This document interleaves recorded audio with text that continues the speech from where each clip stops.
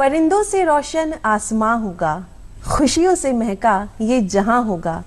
कोशिश हम सभी की यही है, जहां पर सभी सुख चैन से रहें वहीं पर आशियां होगा।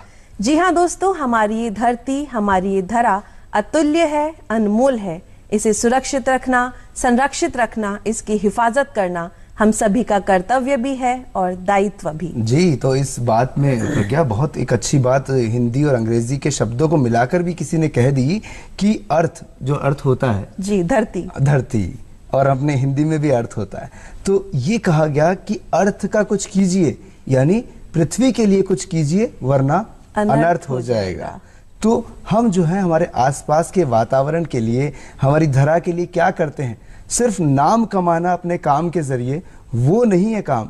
अपनी धरा के लिए, अपनी भूमि के लिए कितने पेड़ लगाए, कितने पौधे लगाए, क्या किया, पर्यावरण प्रदूषण को रोकने के लिए क्या किया, सारी चीजें जो है वो हमारे को ये सोचने पर मजबूर करती है कि हमने क्या किया। तो आज ही प्रण लीजिए, कुछ ना कुछ ऐसा कीजिए जिसके लिए भूमि भी आपसे कहे कि हाँ, आपने मेरे लिए कुछ कहा, किया और सबको भी समझाया। तो हम भी आपके साथ में हर सुबह कुछ ना कुछ अच्छी बातें करते हैं, अच्छे लोगों से मुलाकात करवाते हैं और एक ही बात हर सुबह कहते हैं, क्या?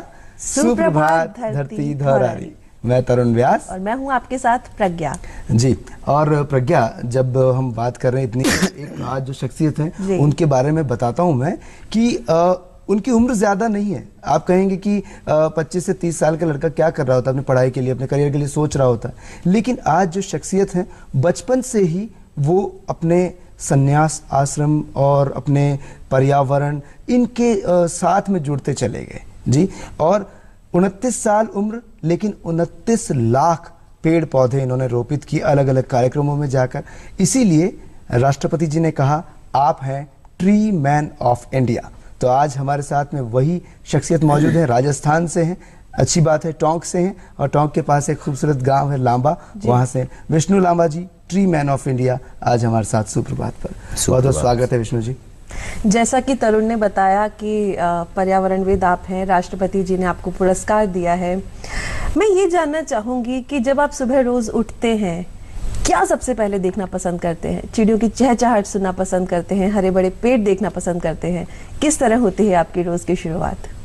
ये हमारे भारतीय संस्कृति का सबसे बड़ा हमें जो वरदान है यह है कि हम लोग जन्मजात संस्कारित होते हैं। हिंदुस्तान में जो पैदा होता है जन्मजात संस्कारित होता है। तो सबसे पहले मैं उठते ही धरती माँ को प्रणाम करता हूँ। अब तो वही ज़्यादा माँ मेरे करीब रहती है, मेरी माँ से तो मैं उसका तो गुनहगार हूँ। तो उसके बाद में कई सारे छोटे मोटे दिनचर्या के जो कार्य हैं उन कार्यों को करता हूँ। खेलने का शौक है, 1 घंटे की शाखा जाता हूँ पास में ही जी। तो जितना पॉसिबल होता है, जितना समय मिल पाता है, नियमित तो अब नहीं जा पाता, तो वो मेरे लिए एक एनर्जी का वो केंद्र है, ऊर्जा का वो है, स्थान है। तो वो जाता हूँ, खेलता हूँ, वापस आता हूँ। कुछ फिर लोग आ जाते हैं मिलने, अगर मैं यहाँ रहता हूँ तो। बाकी आजकल थोड़ा शेड्यूल चेंज हो गया, जैसा मैं हूँ वैसा मेरे साथ है नहीं जी। बहुत कुछ बदलाव हो गया, बहुत ज़्यादा टाइट शेड्यूल हो गया। तो महीने में 4 दिन ही शहर में रुक पाता हूँ। अच्छा। बाकी तो देश भर में कहीं ना कहीं भटकता ही रहता हूँ जी। तो सुबह सुबह कुछ ऐसे पेय होते हैं जो कि आप मैं प्रज्ञा पीता हूँ। अच्छा। हाँ, प्रज्ञा मुझे पसंद है। और ये आपके नाम के आधार पर मजाक नहीं है, ये सीरियसली क्या है कि जिन साधु सन्यासियों के पावन चरणों में मुझे रहने का सौभाग्य प्राप्त मिला जी, या जिन हमारे सम्माननीय जो प्रचारक हैं जिनके साथ मुझे रहने का सौभाग्य प्राप्त हुआ, ऐसे लोगों के साथ रहकर के देखा जी। प्रज्ञा जो है वो प्रज्ञा जितने मतलब आपको नाम इतना प्रभावशाली लग रहा है, उतना काम भी उसका प्रभावशाली है जी। अर्जुन की छाल से बनाई जाती है और 2-3 प्रकार की जो खतरनाक बीमारियां मनुष्य के शरीर में हो जाती हैं जी, उन बीमारियों का इलाज भी प्रज्ञा से 100% होता है, ऐसा आयुर्वेदाचार्यों का कहना है। अच्छा। तो प्रज्ञा में विशेष जो चीज है वो अर्जुन की छाल है। तो ऐसे कुछ चीजें मिला करके और प्रज्ञा पेय एक पदार्थ बनता है और उसको चाय के स्थान पर विकल्प के रूप में काम में ले जाता है। वैसा ही टेस्ट आता है, वैसा ही कलर आता है। तो फिर कोशिश की जाए कि भारतीय संस्कृति ने जो यहाँ के पर्यावरण ने, यहाँ की जो उसने मैंने दिया है जी जी। उस चीज को हम अधिकतर उपयोग करें। जी और इसमें ये भी कहा जाता है कि जैसे अर्जुन की छाल, बहुत से लोगों को जो दिल की बीमारी होती है, दिल कमजोर होता है, हार्ट, ब्रेन और सेक्स, 3 चीजों के लिए ये आता है जी, तो उसको बस उबाल के पी लें तो वो इतनी, कोई बीमारी नहीं होगी, कभी हार्ट फेल नहीं होगा। मतलब ये वृक्षों से जो है, अर्जुन की छाल कहीं भी मिल जाएगी, मार्केट में कहीं भी मिल जाएगी आपको, उसकी छाल को उतार लीजिए, घर पे लाइए और अपने उपयोग करना शुरू कर दीजिए, बस इतना काफी है। क्या बात क्या इतनी महंगी औषधि है, इतनी महंगी औषधि है, दुर्लभ औषधि है और इतनी सुलभ है कि हमारे आसपास कहीं भी मिल जाएगी। पेड़ पौधों के बीच ही रहते हैं आप। हाँ, वो तो जीवन है। जी। ऐसा क्या हुआ विष्णु जी, कैसे मन बनाया इस तरफ, झुकाव कैसे हुआ? पर्यावरण के लिए ही क्यों आपके मन में झुकाव आया? पर्यावरण संरक्षण के ही क्यों सोची? बाल मन में कई प्रकार की चीजें प्रभाव छोड़ती हैं। बिल्कुल। ऐसा भी था कि मन में कई बार ऐसा भी आता कि फौज में जाऊं, जी। कई बार ऐसा आता था कि राजनीति में जाके गंदगी मिटाऊं, ऐसा मन में आया। लेकिन बाद में ये तो समझ में आ गया कि उधर नहीं जाना है, वो जगह ठीक नहीं है, अच्छे लोगों के लिए है, अपन छोटे मोटे कार्यकर्ता हैं। तो 7 साल की लगभग उम्र रही होगी जी। मैं अपनी माँ के साथ में, वो गांव में एक चौराहे पर एक हैंडपंप हुआ करता था। अभी तो काफी व्यवस्थाएं हो गई, सामान्य प्रधानमंत्री जी ने काफी जल को लेकर के काम किया है, सरकार अच्छे काम कर रही है। तो वहां पर एक हैंडपंप हुआ करता था चौराहे पे, वहाँ पानी लेने मटका सर पे रख करके वो जा रही थी, मैं भी उनके साथ साथ चला गया जी। तो मुझे वो सीन ऐसा कैसा याद है और मेरे जीवन का सबसे खूबसूरत सीन है। मैं जब गया तो वहाँ एक ही हैंडपंप था, तो कतार में कहीं माताएं बहनें गाँव की खड़ी थी, तो मेरी माता राम का भी नंबर था। तो एक रेवड़ी होती है गाँव में, हम रेवड़ी बोलते हैं, जहाँ जानवरों का गोबर डालते हैं जी। वो बरगद का पेड़ है, उसके नीचे थी। तो उसमें बरसात का समय था, तो एक आम की गुठली से आम उगता हुआ है, कौपल निकलती है और वो इतना खूबसूरत लगती है। आम का पौधा जब उगता है, कोई भी पौधा जब छोटा उगता है, तो जैसे नन्हा बच्चा जो होता है उसी तरह से वो भी सॉफ्ट, बहुत ही खूबसूरत, देखते रहो, भूखे बैठे रहो ऐसे पौधों को देखने के लिए। तो वो मैं देख रहा था, तो माँ एक ऐसा केस है दुनिया का जो सबसे ज्यादा है, जुदा है जी। वो बच्चे को भांप लेती है। और मुझे लगता है शायद कोई ही औलाद होगी ऐसी दुनिया में जो माँ बाप से झूठ बोलने में कामयाब रही होगी। माँ बाप ने उसका जिक्र जाहिर नहीं किया होगा, यकीन मानिए कि माँ बाप को पता होगा कि ये झूठ बोल रहा है। बिल्कुल। तो मैंने जैसे ही ऐसे देखा तो उन्होंने कहा कि तेरे को चाहिए, तो मैंने कहा हाँ, तो मैंने चिल्ला कर बोला, मैंने कहा माम, तो उनको लगा होगा कुछ और लेगा या क्या है। वो गई, उस आम को उन्होंने निकाला, अपने उसमें डाल के और लेके आ गई जी। मटका रखा और घर पे आ गए। हमने आकर के माँ के साथ में पहला पौधा मैंने वो 7 साल की उम्र में लगाया। तो वो पहला पौधा आपका 7 साल फिर वो उसके बाद इतने सारे पौधे लगते चले गए। अच्छा, इस बात, जैसे मदर से तो अब बहुत कम मिलना हो पाता है, आप गांव से निकले, लेकिन उस टाइम पे जब आप टोंक में, और आपने अपने गांव का नाम लांबा अपने नाम के आगे जोड़ा, जब आप वहां रहते थे तो आपको पूरे गांव में पेड़ चोर कहा जाता हाँ, था। पौधा चोर। तो वो कैसे शुरुआत हुई थी? सबसे पहला पेड़ कौन सा चुराया था? पहली बार जब माँ के साथ आम लगाया, उसके बाद में गांव में आप देखते हैं बाड़ों, जो बाहर गांव के घरों के पीछे जो जगह होती है जहाँ पर हम लोग गंदगी वगैरह डालते हैं जी। तो वहाँ पर कई सारे ऐसे पेड़ पौधे उग जाया करते हैं, बेवजह उग जाया करते हैं। वो वहाँ तो कोई बीज ऐसा पड़ जाते हैं, हाँ, बारिश में उग जाते हैं, और ग्रुप में उगते हैं खूब सारे, या टमाटर खूब सारे उग गए, कहीं मिर्ची उग गई, कहीं क्या उग गया। जी। तो बस वो उनको तलाशना, और एक छोटी सी खुरपी, लकड़ी कुछ ले ली, खुरपी नहीं होती थी, केवल एक डंडा ले लिया किसी पेड़ का, और जाकर के राउंड सा कर लिया कि मेरे, मतलब एक पट्टा कर लिया हमने, जो जेडीए पट्टा देता है ना, वैसे पट्टा कर लिया हमने। तो वो कर लिया, ऐसे ग्रुप हो गए, तो कितने किसके हिस्से में आएंगे। तो ये तो अकल नहीं थी किसी को कैसे लगाना, लेकिन एक साथ ही उखाड़ते थे सबको, और एक साथ ही लाके 100 मिर्ची है, 100 मिर्ची की गड्ढे में डाल दी। तो इस प्रकार की चीजें थी। फिर माँ समझाती थी कि इसको अलग अलग लगाए, ऐसे ऐसे एक जगह नहीं लगाते, फिर अलग अलग लगाते थे। तो दोनों माँ बेटे करते रहते थे, धीरे धीरे चलता रहा। उसकी आड़ में, अच्छाई की आड़ में एक गलत चीज भी होती रही, जो माँ को पता नहीं थी, बाद में पता चल गई कि मैं पौधे चुराने लग गया। अब इसलिए चुराने लग गया कि मुझे इंटरेस्ट धीरे धीरे बढ़ता चला गया, और इस हद तक बढ़ता चला गया कि मतलब एक पागलपन की आखिरी हद जो है वो हो गई। तो वहां पर कुछ गांव में लोग पेड़ लेके आते, टोंक से, हमारे टोंक से पास मेहंदवा से, वहां भी नर्सरी थी उस समय जी। तो वो पेड़ लेके आते, तो वो बोलते कई बार कि हमारे एक लादू काका थे, अभी वो उनका निधन हो गया जी, और भी कई सारे लोग हैं, हमारे एक बद्री जी पटेल हैं, वो पेड़ लगाते थे काफी गाँव में, लादू जी उप सरपंच साहब रहे हैं हमारे, चौधरी साहब, वो पेड़ लगाते थे। तो इन लोगों ने कहीं पेड़ लेके आते, लोग तो वो बोलते कि आज मैं कागजी नींबू लाया हूँ, आम्रपाली आम लाया हूँ, आज मैं फलां क्वालिटी का चीकू लाया हूँ। तो ये चीज़ तो हमने केवल सुनी ही थी कभी एक आध बार, कभी खाया ही नहीं चीकू, देखा ही नहीं आम्रपाली। हाँ, पौधा भी सोचा। हाँ, तो और फिर आम्रपाली का पौधा, कागजी नींबू, ये क्या है? तो फिर मैंने कहा ये तो चाहिए। तो फिर तो उन्होंने लाए और लाकर लगाया। तो हमने कोशिश की कि कैसे मिल जाए ये जी। तो शायद जुबान से बयान नहीं कर पाए, लेकिन अपने हाव भाव से उनको एहसास हुआ होगा कि ये बच्चा कुछ मांगने के लिए हमारे देहरी पे खड़ा है जी। लेकिन वो उस एहसास तक नहीं उतर पाए होंगे। तो खैर हम लोगों ने फिर रात को 2 बजे 12 बजे मौका मिला और जाकर के उसके पौधे चुरा लाए। नींद में उठे, चुपचाप निकले और आके चुरा लाए। तो वो एक आध बार चोरी हो गई, तो किसी दिन एक दिन चोर पकड़ा भी जाता है, तो देख लिया किसी ने कि पौधे ये चुराता है यहाँ से। और फिर दूसरे दिन माँ डांटती कि रात को तो पौधा नहीं था, सुबह कहाँ से आया? तो वो फिर ठुकाई करती। तो इस तरीके की चीज़ें रही, वो शौक चलता गया। और उसके बाद में हमने धीरे धीरे धीरे धीरे धीरे कई लोगों में ऐसा मैसेज हो गया कि कोई भी पेड़ लगाओ तो उसको जानवरों से ज़्यादा, गांव में सुअर ज़्यादा होते थे उस समय, सुअर से ज़्यादा सुरक्षा विष्णु लांबा से करो। क्या मैं पौधा चोरी था, विष्णु लांबा नहीं हुआ था। तो वो पौधे, उससे मेरे से सुरक्षा करनी होती थी। तो खूब अच्छी तरह बांधते थे, तो कितना ही पूरे कांटे शरीर में चुभ जाते थे, लेकिन मैं पूरा एकदम घुस जाता था अंदर और पेड़ को निकाल लाता था। लेकिन इतने सारे जब आप निकाल लेते थे तो आपके पास में जगह तो मेरे ख्याल से लिमिटेड होगी। जगह छोटी सी बाड़ा था, उसमें लगाते थे। खेतों तक पहुंचने की हमारे पाँव में उस समय शायद वो नहीं था कि हमारे खेत भी हैं घर वालों के पास। लेकिन एक ही जगह आपने पूरा भर दिया होगा। एक जगह भर दिया पूरा, एक ही गड्ढे में। क्या बात है, मतलब पुरानी यादों में देखिए कितना खूबसूरत होता है ये बचपन।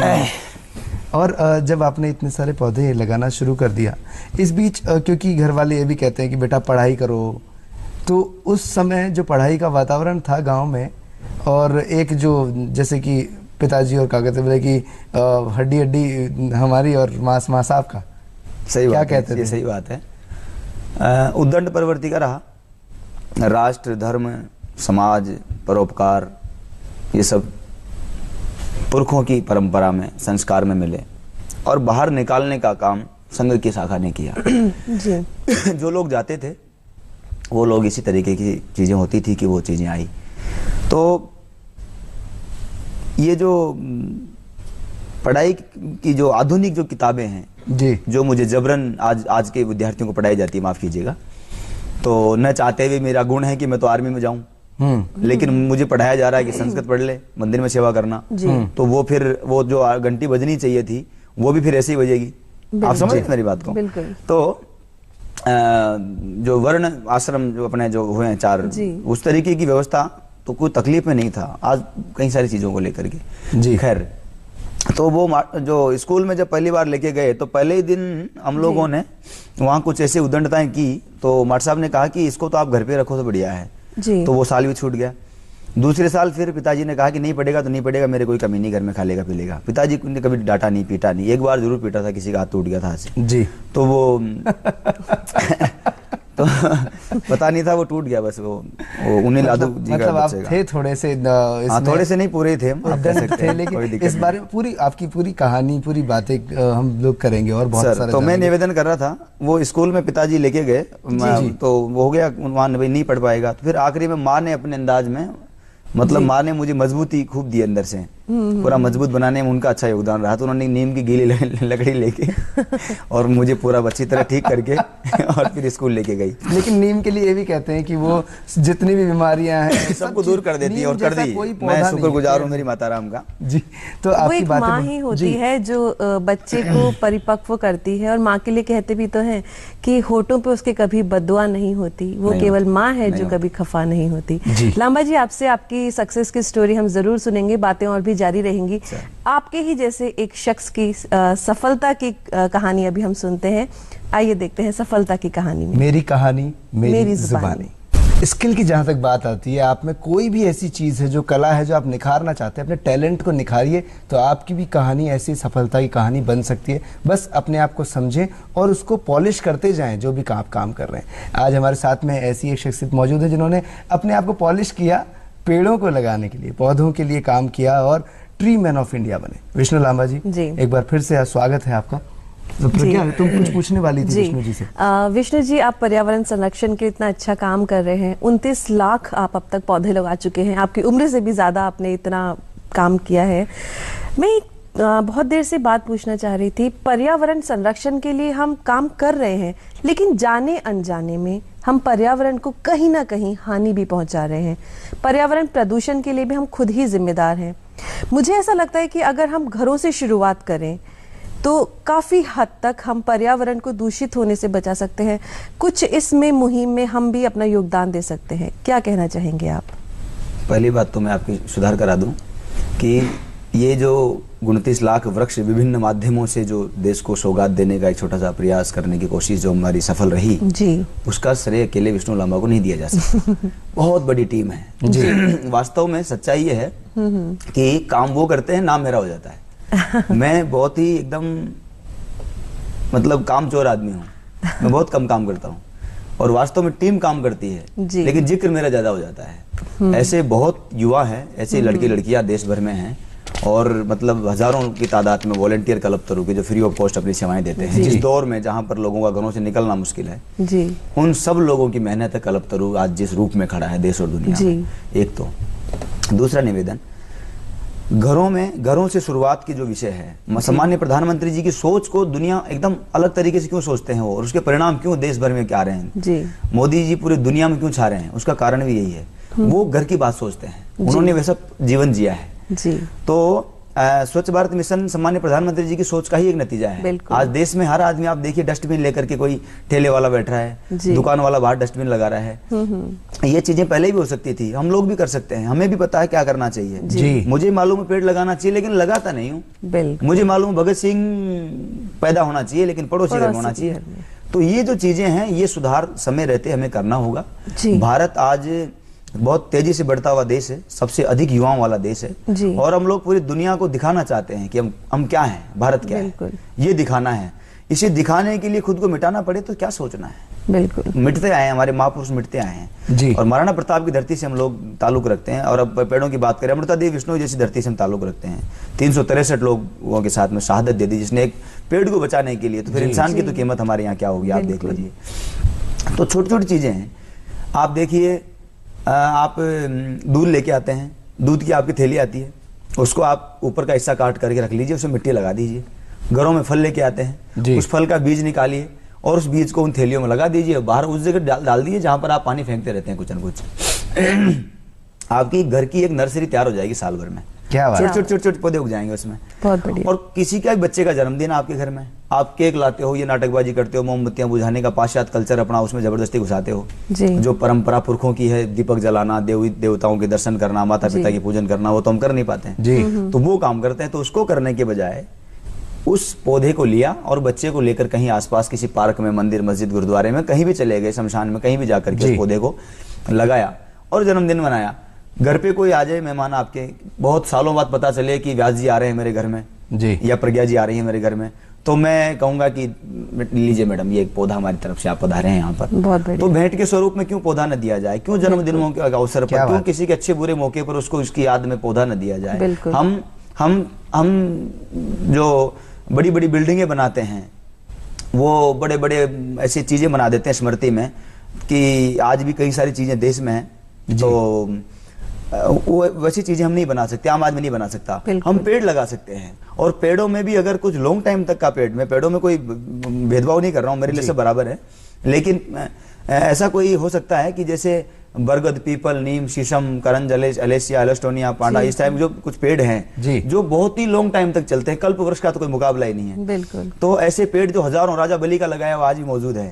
तो अब आप देख रहे राजा बली कब हुए थे जी, तो आज भी कल्प वृक्ष मौजूद है उनके लगाया हुआ। तो कल्प वृक्ष हमने भी 5000 पेड़ लगाने की कोशिश की है। कल्प वृक्ष के 5000 जोड़े राजस्थान और देश में हमने लगाए हैं, जो एक दुर्लभ था, लोगों को देखने को नहीं मिलता था, केवल हिंदुस्तान भर में 8-9 जगहों पर ये पेड़ थे जी। तो ये कोशिश आप उसको कर सकते हैं। दूसरी चीजें, आपके पास कुछ बीज इस प्रकार का है कि बहुत सारा इकट्ठा हो गया, आप कहीं सफर में जा रहे हैं, तो वहां जा रहे हैं तो वहां रास्ते में कहीं ऐसी जगह डालते जाइए, तो वहां पर आप देखेंगे, तो कुछ सालों बाद आप देखेंगे, 2-4 साल बाद आपको पता चलेगा जो बीज मैंने डाले थे उस प्रजाति के कुछ पत्ते मुझे दिखाई दे रहे हैं कहीं न कहीं। ऐसे कई सारे प्रयोग हैं। तो अपने घर की साफ सफाई रखनी है, स्वच्छ भारत मिशन हो गया। पूरे हिंदुस्तान का हर व्यक्ति सोच ले कि मुझे ये काम करना है। प्रधानमंत्री को प्रधानमंत्री आपको बनाना पड़ेगा। बिल्कुल। आपको उनको कोई शक्ति दे, कोई साहस दे, कोई हौसला दे, कोई तन दे, कोई मन दे, कोई ये काम करके दिखाए, तब मेरा प्रधानमंत्री बनेगा। आप समझ रहे हैं? क्या बात है। और इसी बात में ये बहुत अच्छी बात जैसे आपने कही ना, तो बहुत से लोग गर्मियों की छुट्टियों में बाहर घूमने जाते हैं, तो बहुत अच्छी बात है,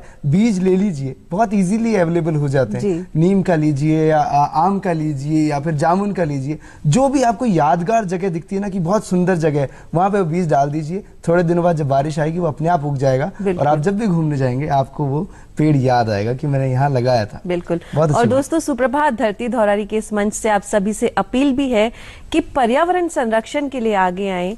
जन्मदिन हो, किसी की शादी की सालगिरह हो या कोई भी ओकेजन हो, आप कोई तोहफा देते हैं, उस तोहफे में एक पौधा दीजिए, एक पौधा उगाइए।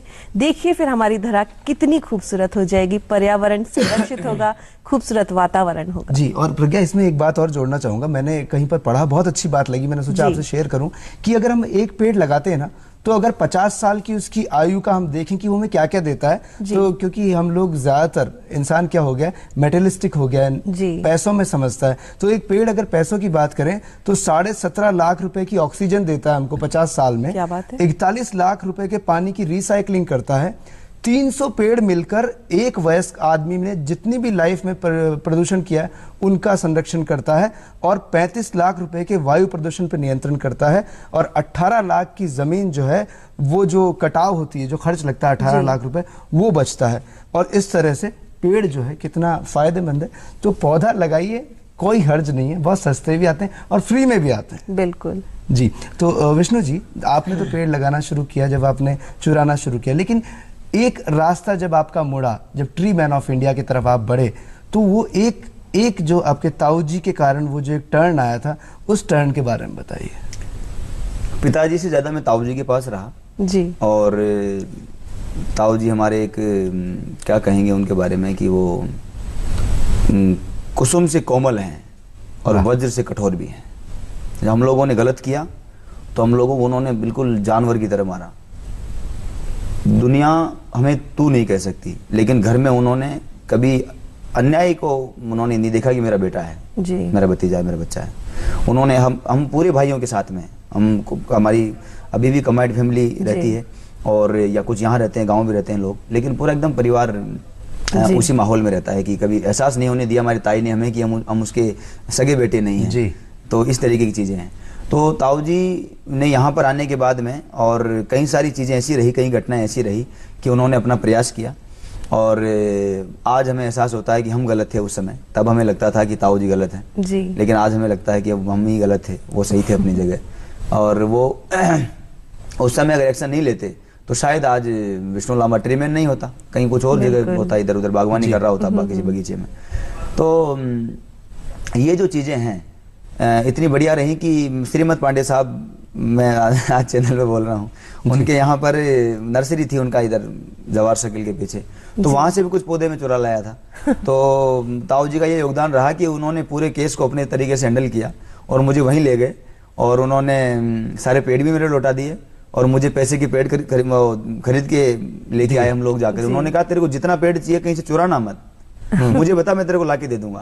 फिर उन्होंने अपने साथ बिठाया, गाड़ी में लेके गए बजाज नगर वाली नर्सरी नाले में जो है, वहाँ से हम लोग लेके आए और फिर यहाँ शुरुआत हो गई। तो मुझे पहली बार वो खरीदे हुए पौधे मैंने ताऊ जी से लिए। तो ट्री मैन ऑफ इंडिया, फिर इसके बाद वो अवार्ड जो है, वो जो सम्मान है, वो सम्मान तो क्या है, बहुत बड़े जो लोग होते हैं, महापुरुष होते हैं, उनके मुंह से निकले हुए जो शब्द होते हैं जी, वो वाकई कहीं न कहीं एक उसके किसी का जीवन बन जाते हैं जी, किसी की जिंदगी की कामयाबी बन जाते हैं जी, किसी का हौसला बन जाते हैं। सम्मान्य प्रधानमंत्री जी मोदी जी ने भी किसी एक बहन है कोई, उनके विषय में एक ट्वीट किया उन्होंने कुछ जी, और ये बहुत बड़ी बात है कि सोशल मीडिया पे हमारे सम्मान्य प्रधानमंत्री स्वयं उसको देखते हो जी। तो उन्होंने उस बहुत ही सामान्य परिवार की वो बेटी थी, उन्होंने उसका कुछ लिखा, उसके बारे में उन्होंने कुछ जवाब दिया, तो आज वो सब जगह चर्चाओं में हो गई और इतना कुछ हो गया कि सब कुछ सेटल हो गया उसका। आप समझ रहे हैं जी, आपके बारे में। इसलिए ये जो चीजें हैं, ऐसा हो गया कि वहां पर क्रांतिकारी परिवारों के साथ में जब जाना हुआ तो उस समय जो शब्द उनके मुंह से निकले, वो शब्द मेरे नाम के आगे जुड़ गए। और मैं मीडिया का आभार कि मीडिया ने उस दिन जो रेस्पॉन्स दिया उसके बाद में, वो इतना बढ़िया दिया कि अब सब जगह इतनी सारी पब्लिसिटी कर दी कि जहां भी जाता हूँ वहां पर एक अलग प्रकार का ट्रीटमेंट मिलने लग गया जी। तो वो कहीं ना कहीं पर्यावरण के हित में ही उसका उपयोग करने की कोशिश रहती है। जी जी जी। विष्णु जी, बात जब आपने क्रांतिकारियों की थी तो मुझे 56 परिवार याद आते हैं और वो 22 जिले याद आते हैं, 22 राज्य याद आते हैं, सॉरी, जहाँ पर आप गए और आपने पौधरोपण किए और उसका आपको सम्मान भी मिला। जरा उसके बारे में बताएं।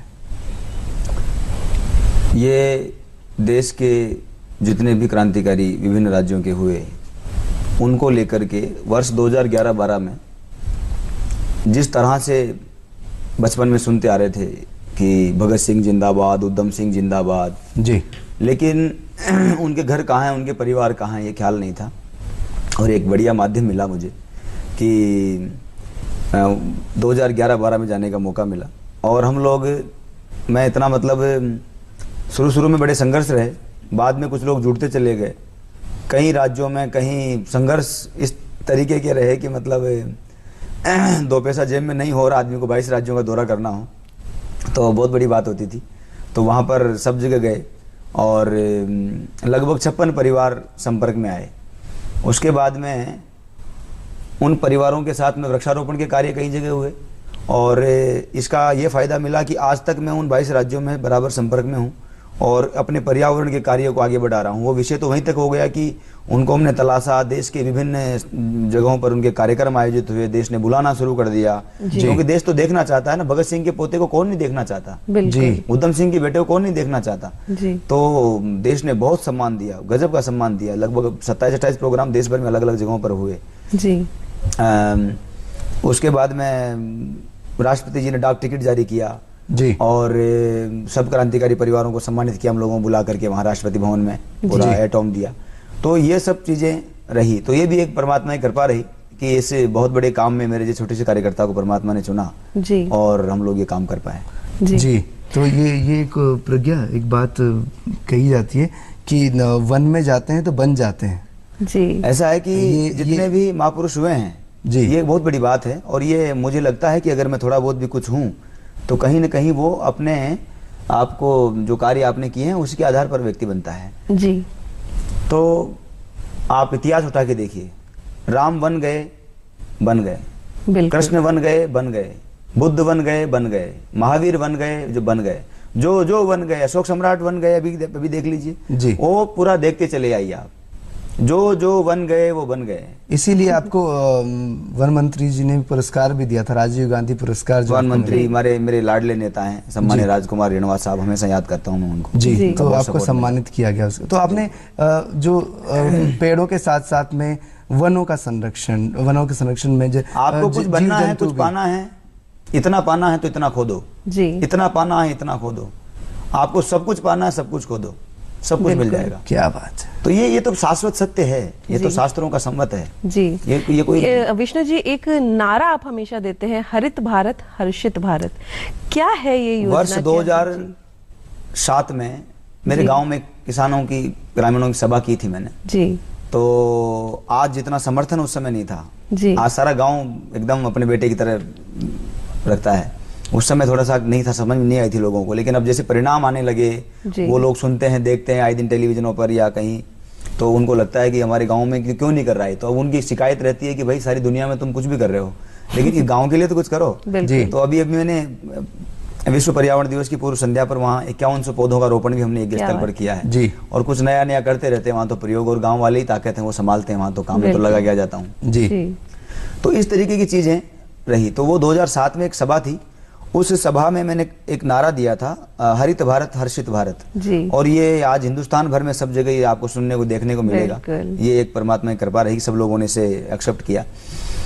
और हमने एक ही निवेदन किया उस सभा के माध्यम से कि आप अपने जीवन में 5 पेड़ लगा के बड़ी कर दीजिए। मैं अपने जीवन में, परमात्मा ने अगर सांसें दी तो 5 करोड़ लगाऊंगा, ये मेरा दावा है, कमिटमेंट। क्या बात है। तो मुझे 5 करोड़ लगाने का, एक जो आम आदमी जिसने कभी, ऐसा व्यक्ति जिसने पर्यावरण के लिए काम नहीं किया, उस व्यक्ति के लिए 5 करोड़ 5 लाख सुनना बड़ी बात है बिल्कुल। लेकिन मुझे लगता है कि बहुत छोटा मैंने शब्द काम में लिया है, बहुत छोटा टारगेट लिया है। अगर जैसा हम सोचते हैं वैसी मुझे सुविधाएं, संसाधन और उस तरीके के सपोर्ट करने वाले लोग मिल जाते हैं, तो मुझे लगता है बहुत बड़ा विषय नहीं है बिल्कुल। और आपको साधनों की जरूरत भी नहीं है। आपकी कामयाबी के लिए, आपकी सफलता के लिए अगर कोई युवा, कोई व्यक्ति आज भी संघर्षरत युवा अगर ये सोचता हो, कोई व्यक्ति ये सोचता हो कि मेरे पास ऐसा होता तो मैं ऐसा कर लेता, ये कोई मायने नहीं रखता है। जी। आपके पास सिर्फ एक चीज चाहिए, हौसला, और इस बात का हौसला कि आखिरी सांस तक लड़ना है, बिल्कुल, खून की आखिरी बूंद तक लड़ना है। मैं दावे के साथ कह सकता हूँ उसकी विजय निश्चित है, वो जीतेगा। बिल्कुल, और आपकी विजय की इस बात पर मैं मतलब मुझे वो बात याद आ गई कि आप डरे नहीं और आपने उन लोगों मेरी को डिक्शनरी में नहीं है डर। आपने उन लोगों को जाकर समझाया जो कि जिनके पास लोग जाने से डरते हैं, जैसे चंबल में जो 10 डकैत, जहां पर आपने उनको जाकर संग्रहित किया और उनको कहा कि ये जंगल को आप बचाइए क्योंकि आपको पेड़ बचाते हैं। बिल्कुल। हमारे इरफान भाई की फिल्म आई थी पान सिंह तोमर जी। टोंक शहर की सरजमी के शहजादे हैं वो, और हमारे लगते जिगर हैं। इरफान भाई की जब फिल्म आई तो वो फिल्म देखने के बाद में ये ख्याल आया कि उस फिल्म में 2 चीज़ें, बड़ी चीज़ें हैं। फौज का सूबेदार पान सिंह तोमर जो पूर्व दस्यु हुए हैं जी, पान सिंह तोमर का रोल उसमें इरफान भाई ने किया है जी। पूर्व एक व्यक्ति जो सूबेदार था, सूबेदार से बंदूक उठाता है, भीड़ जाता है जी। हम इसमें क्योंकि समय कम है तो एक लाइन में चाहेंगे कि वो बट से जो किया था उसमें मुख्य विषय यह है कि आज पूर्व दस्युओं का जो कार्यक्रम है वो कार्यक्रम इतना बढ़िया रहा कि आज पूरा चंबल में एक बहुत बड़ा परिवर्तन आया है, वन संरक्षण, वन्य जीव संरक्षण, जल संरक्षण को लेकर के। और अभी हाल ही में पूर्व चंबल के जो मुन्ना सिंह मिर्दा हैं, उन्होंने फोन पे बताया कि मेरे लिए बड़ी खुशी की बात थी, बड़ी परिवर्तन का एक बहुत बड़ा वो था कि उन्होंने अपनी बंदूक के आगे जो लगा चाकू होता है, तो उस पे उन्होंने फोन करके बताया कि भैया अब गया था स्कूल में पौधा लगवाने बच्चों से और वहाँ कुछ था नहीं, तो मैंने तो बंदूक के उससे बढ़ते ही गड्ढा खोद करके पौधा लगाया। क्या बात है। उन्होंने मुझे फोटो भेजी। तो मुझे लगता है कि आप में हौसला चाहिए जी, बिल्कुल। और आप कुछ भी कर सकते हैं, दुनिया में कुछ भी असंभव नहीं। विष्णु जी, वक्त की हमारे पास कमी है, लेकिन चलते चलते आपसे फ्यूचर के लिए आपने क्या प्लानिंग्स कर रखी हैं, क्या आपकी योजनाएं हैं भविष्य के लिए, ये जरूर सुनना चाहेंगे। जिंदगी की हसरतों का जो 1000वां भाग है जी, उसको भी मैं पूरा न कर सका, ये यकीनन सही है जी, लेकिन वो परमात्मा से पूरा उम्मीद है कि वो अन्याय नहीं करेगा हमारे साथ जी, और इन सांसों को स्वच्छता के साथ में चलाता रहेगा जी, और 100 गांवों को पर्यावरण दृष्टि से आदर्श ग्राम बनाकर इस देश को हम दें, पर्यावरण दृष्टि से आदर्श ग्राम। जी। तो कंक्रीट का जंगल नहीं चाहिए, हमें सिर्फ पूरा वनाच्छादित प्रदेश चाहिए जी। तो वो बनाकर दें सरकार को, समाज को, दुनिया को। और जो इस धरती माँ का जो कर्ज है, देश का जो, दुनिया का जो कर्ज है, वो थोड़ा बहुत उतार। तो ये आप जरूर कर्ज उतार रहे हैं और ये अच्छा काम कर रहे हैं। एक बीच मैं बता दूं सभी को कि बहुत अच्छी गजलें भी लिखते हैं, 3500 गजलें लिखी है। तो ये कोई गजल में से एक शेर जो है अगर आप सुनाना चाहें तो कोई। इरशाद। टोंक शहर की सरजमी से हूँ, गजल गाती है, गजल सुनती है, गजल सूंघती है, गजल बोलती है, गजल देखती है, गजल ओढ़ती है, गजल सोती है। तो उस अदब से हूँ, इसलिए थोड़ा बहुत बस शौक है। और अपने व्यक्तिगत जीवन के लिए अगर कुछ करता हूँ तो सिर्फ ये गजल लिखने का एक थोड़ा सा रहता है। जी। आज पहला मौका है किसी चैनल पर कि आपने ये कहाँ से निकाल लिया पता नहीं तो इसलिए एक शेर है वो मैं आपको सुना देता हूँ कि मुझे तो उसकी दुआ में असर नहीं लगता, मुझे तो उसकी दुआ में असर नहीं लगता, जिसे हराम भी खाने से डर नहीं लगता। क्या बात। मुझे तो उसकी दुआ में असर नहीं लगता, जिसे हराम भी खाने से डर नहीं लगता। लिखे थे उल्फत के गीत जिसकी छाँव में, मुझे तो ये वो उम्मीदों का सजर नहीं लगता। क्या जी, क्या एक छोटी छोटी कोशिश कभी तो ये कोशिश आप करते रहें और ऐसे पौधे लगाते रहें। एक लाइन में ये भी कह दें कि कैसा लगा आज यहाँ पर आकर। बहुत ही सुंदर लगा और इतना अच्छा लगा कि मतलब ये जो कार्यक्रम है धरती दोहरानी, ये वास्तव में मेरा पसंदीदा कार्यक्रम है। क्या बात। मैं धरती दोहरानी देखता ही रहता हूँ और जब भी मौका मिलता है, मैं सारी चीजें देख ना पाऊँ लेकिन दूरदर्शन पे जरूर जाता हूँ क्योंकि तथ्यात्मक खबर मिलती है। और आप लोगों की जो रेपो है वो आज भी बरकरार है, इसमें आप लोग कामयाब हैं। धरती दोहरानी कार्यक्रम बहुत ही सुंदर कार्यक्रम है, सार्थक कार्यक्रम है और समाज में संघर्ष करके विकट परिस्थितियों में अपने आप को स्थापित करने वाले लोगों को एक मंच देते हो आप, देश और दुनिया के सामने उसको पहुंचाते हो, ये बहुत बड़ी बात है। जी, हमारे लिए बड़ी बात है कि आप जैसी शख्सियतों से मुलाकात होती है। विष्णु जी, आप यहाँ पर आपका बहुत बहुत धन्यवाद। तो प्रज्ञा, अब चलते हैं, समय कह रहा है चलने के लिए। न्यूज हेडलाइंस की ओर चलेंगे लेकिन उससे पहले लोकगीत। आज्ञा दीजिए तरुण व्यास और प्रज्ञा को। नमस्कार। नमस्कार।